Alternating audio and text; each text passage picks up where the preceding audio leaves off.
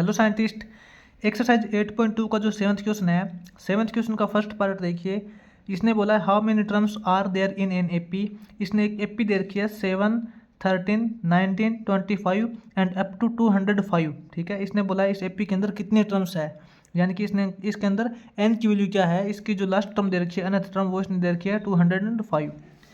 तो साइंटिस्ट इसके अंदर देखिए अपने पास जो ए है, फर्स्ट टर्म है A1, वो इसने दे रखी है 7। ठीक है, इसके अकॉर्डिंग जो डी है अपना डिफरेंस कितना आ जाएगा, डिफरेंस अपना आ जाएगा second term minus first term, यानी कि A2 माइनस A1 करेंगे तो अपने पास आ जाएगा 13 माइनस 7 इज इक्वल टू 6। इसका जो डिफरेंस है टर्म्स के बीच में वो इसने 6 दे रखा है। और इसने अनथ टर्म दे रखी है, लास्ट टर्म, वो इसने दे रखी है 205, 205 दे रखी है। और अपने को एन की वैल्यू यहाँ पे फाइंड करनी है। तो साइंटिस्ट यहाँ पे हम direct according to formula put करेंगे।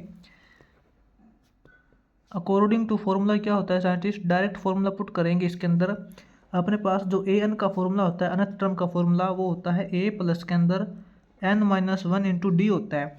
ए एन की वैल्यू इसने दे रखी है 205 इज इक्वल टू ए की वैल्यू इसने दे रखी है 7 प्लस के अंदर n minus 1 into d, difference है 6।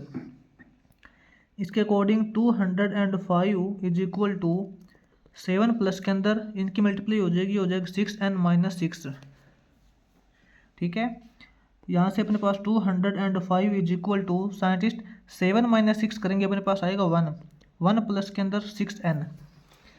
यहाँ से साइंटिस्ट अपने पास 6n की क्या वैल्यू हो जाएगी, 6n इज इक्वल टू हो जाएगा 205, ये प्लस का 1 है, ये माइनस 1 हो जाएगा।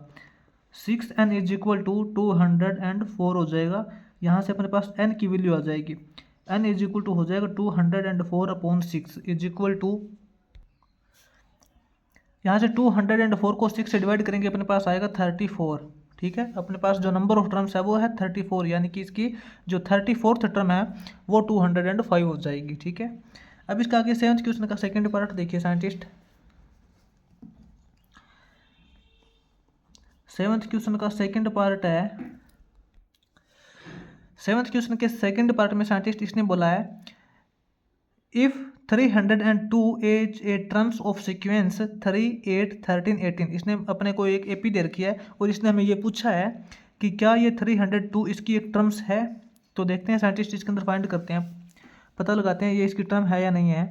तो इसके अकॉर्डिंग साइंटिस्ट अपने पास जो फर्स्ट टर्म दे रखी है 3, ठीक है, और इसने डी दे रखा, अपना डिफरेंस कितना है, second term minus first term करेंगे 8 माइनस 3 इज इक्वल टू 5 हो जाएगा, अपना डिफरेंस 5 हो जाएगा।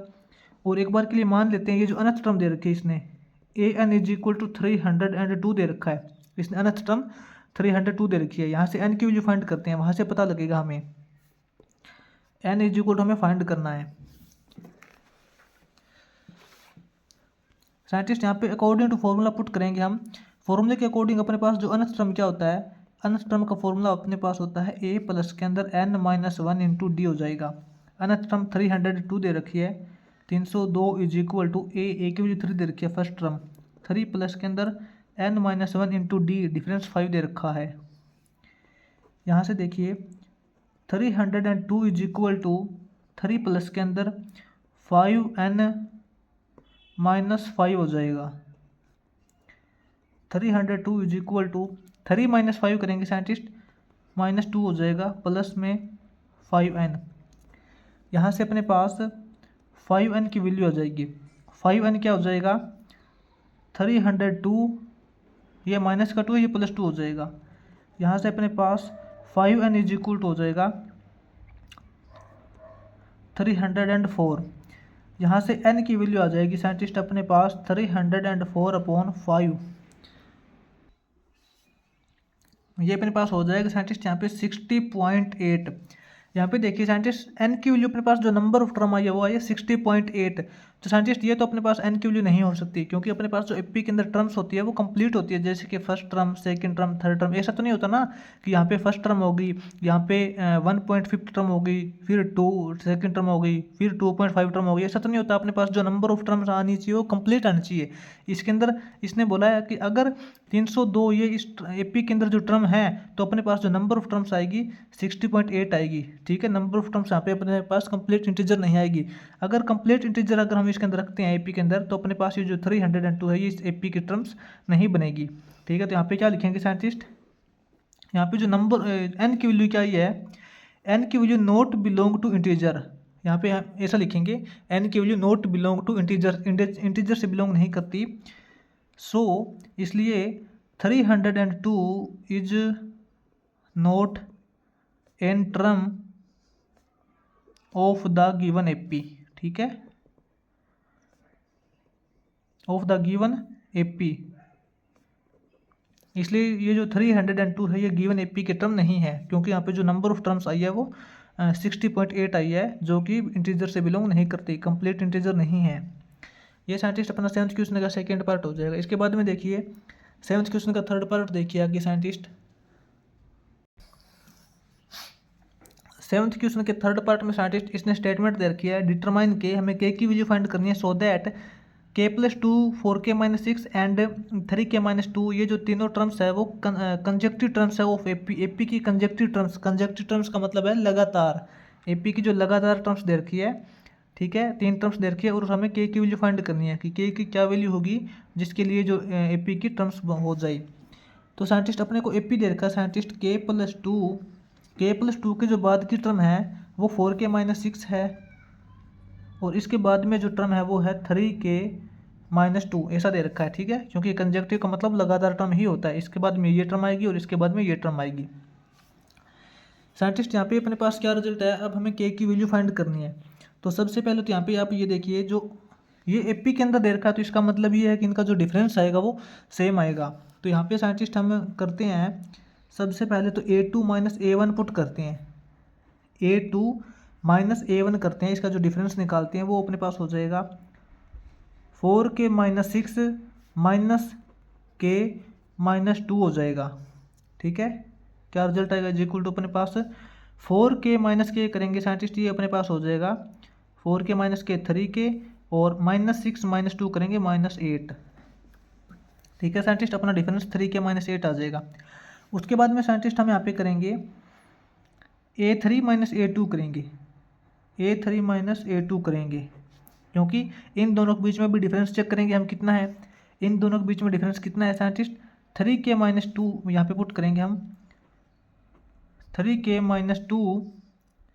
ठीक है, माइनस के अंदर 4k, ये माइनस का 6 है, ये प्लस के अंदर हो जाएगा, इज इक्वल टू कितना डिफरेंस हो जाएगा 3k - 4k करेंगे साइंटिस्ट, ये अपने पास हो जाएगा -k, 3k - 4k -k और 6 - 2 करेंगे प्लस का 4 हो जाएगा। ठीक है साइंटिस्ट, अगर ये तीनों टर्म्स एपी के अंदर दे रखे हैं तो इसका मतलब क्या है, कोई टर्म्स एपी के अंदर है तो इसका मतलब ये होता है कि वो जो है इनका जो डिफरेंस आएगा टर्म्स के बीच में वो सेम आएगा। ये टर्म्स एपी के अंदर दे रखे हैं, इसका मतलब ये डिफरेंस दोनों सेम है, इस टर्म को हम इसके इक्वल लिखेंगे तभी इसका जो डिफरेंस है वो सेम हो जाएगा। According to given condition scientist लिखेंगे, गिवन कंडीशन के अकॉर्डिंग क्या दे रखा है, इनका जो डिफरेंस है वो सेम दे रखा है, तभी तो एपी के अंदर होंगे। a2 - a1 is equal to a3 - a2 हो जाएगा, ये जो डिफरेंस है इस डिफरेंस के इक्वल होगा तभी ये जो टर्म्स है एपी के अंदर हो जाएगी। यहाँ पे लिखेंगे scientist 3k - 8 is equal to -k + 4, यहाँ से हम k की वैल्यू इजीली फाइंड कर सकते हैं। अब यहाँ से साइंटिस्ट 3k, ये माइनस का k है इस तरफ आ जाएगा, ये हो जाएगा प्लस का k इज इक्वल टू 4, ये -8 है तो यहाँ +8 हो जाएगा। 3k + k करेंगे साइंटिस्ट, ये हो जाएगा 4k इज इक्वल टू 8 + 4 करेंगे 12 हो जाएगा, 4k इज इक्वल टू 12 हो जाएगा, तो यहाँ से अपने पास k इज इक्वल टू 12/4 करेंगे 3 आ जाएगा। ठीक है, यहाँ से साइंटिस्ट अपने पास k की वैल्यू 3 आ जाएगी। अब इसका साइंटिस्ट आगे देखिए 8th क्वेश्चन करेंगे, इसका एक्सरसाइज 8.2 का 8th क्वेश्चन है, यहाँ पे करेंगे हम 8th क्वेश्चन की स्टेटमेंट इसने बोली है scientist, the first term of an AP is -4, AP की जो फर्स्ट टर्म है वो -4 दे रखी है और 10th टर्म है वो 14 दे रखी है और हमें को निकालनी है इसकी 13th टर्म निकालनी है। तो साइंटिस्ट यहाँ पे देखेंगे हम, इसने जो फर्स्ट टर्म दे रखी है ए, वो इसने दे रखा है -4, ए इज इक्वल टू -4 दे रखा है और इसने 10th टर्म दे रखी है 14, टेंथ टर्म साइंटिस्ट इसने जो दे रखी है टेंथ टर्म का फॉर्मूला होता है A plus 9d is equal to 14, ये दे रखा है। ठीक है, तो साइंटिस्ट यहाँ पे देखिए ए की वैल्यू इसने दे रखी है -4, जो फर्स्ट टर्म है -4 दे रखी है, -4 प्लस के अंदर 9d इज इक्वल टू 14। तो यहाँ से अपने पास 9d इज इक्वल टू हो जाएगा 14 प्लस 4 करेंगे 14 प्लस 4 करेंगे 18 हो जाएगा। और यहाँ से अपने पास d इज इक्वल टू 18/9 करने के बाद 2 आएगा। ठीक है, यहाँ से अपने पास डिफरेंस की वैल्यू आ गई साइंटिस्ट, d की वैल्यू आ गई और a की वैल्यू है। अगर अपने पास फर्स्ट टर्म होती है और डिफरेंस होता है, ये दो चीज़ होती है, तो इसके बाद में हम कोई भी टर्म्स निकाल सकते हैं एपी के अंदर। अब अपने को निकालनी है इसकी 30th टर्म। तो साइंटिस्ट अब इसके अंदर हम लिखेंगे जो A13th टर्म हो जाएगी, A13th टर्म हो जाएगी साइंटिस्ट, इसके लिए हो जाएगा a + 29 into D, a + 29d हो जाएगा। a की वैल्यू इसने दे रखी है -4 प्लस के अंदर 29 इंटू डी, डिफरेंस कितना है 2, ये हो जाएगा साइंटिस्ट -4 प्लस के अंदर 29 इंटू 2 करेंगे साइंटिस्ट, ये 29.2 नहीं है, ये इंटू का सिंबल होता है, आपको पता है। 29 इंटू 2 करेंगे, अपने पास क्या रिजल्ट आएगा 58 हो जाएगा। 58 -4 करेंगे, अपने पास आएगा 54। ठीक है, तो साइंटिस्ट इस एपी की जो 30th टर्म हो जाएगी, 30वीं टर्म, वो हो जाएगी अपनी 54, 54। ये साइंटिस्ट अपना 8th क्वेश्चन कंप्लीट हो जाएगा यहाँ पे।